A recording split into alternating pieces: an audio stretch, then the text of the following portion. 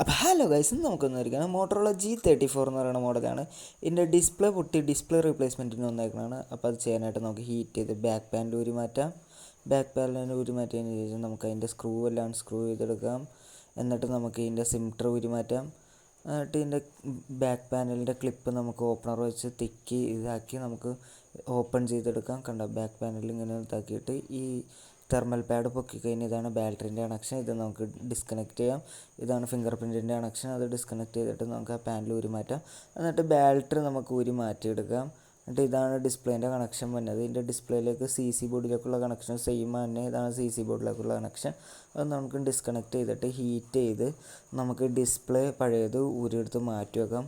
ഊരി മാറ്റിയതിന് ശേഷം നമുക്ക് പഴയ ഗ്ലൂ ഒക്കെ അവിടെ ഉണ്ടാകും. അതൊക്കെ നമുക്കൊന്ന് ക്ലീൻ ചെയ്തെടുക്കാം. നമ്മൾ ക്ലീൻ ഗ്ലൂ റിമൂവിങ് ടൂൾ വെച്ചാണ് ക്ലീൻ ചെയ്തെടുത്താണ്. ടൈപ്പ് അടിച്ച് ഒന്ന് ക്ലീൻ ചെയ്ത് എടുത്തതിന് ശേഷം പുതിയ ഡിസ്പ്ലേ വെച്ചൊന്ന് ചെക്ക് ചെയ്ത് നോക്കാം. പുതിയ ഡിസ്പ്ലേ വെച്ച് ചെക്ക് ചെയ്ത് നോക്കിയിട്ട് പക്കയാണെങ്കിൽ നമുക്ക് പഴയ ഡിസ്പ്ലേ ഊരി മാറ്റിയിട്ട് ഡിസ്പ്ലേൻ്റെ ബാക്കിലെ സീല് ഊരി ഇതാക്കിയിട്ട് നമുക്ക് അതൊക്കെ ഒട്ടിക്കാം.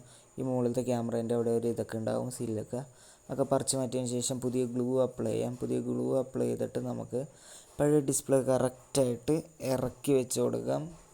കറക്റ്റായിട്ട് ഇറക്കി വെച്ച് അലൈൻ ചെയ്ത് വെച്ചതിന് ശേഷം CC ബോർഡിലേക്കുള്ള കണക്ഷൻ കണക്ട് ചെയ്യുക. അതേപോലെ ഡിസ്പ്ലേൻ്റെ മെയിൻ ബോർഡിലേക്കുള്ള കണക്ഷനും കണക്ട് ചെയ്തതിന് ശേഷം നമുക്ക് ബാറ്ററി ഇറക്കി വെച്ചിട്ട് ബാറ്ററീൻ്റെ കണക്ഷനും അങ്ങ് കൊടുക്കാം.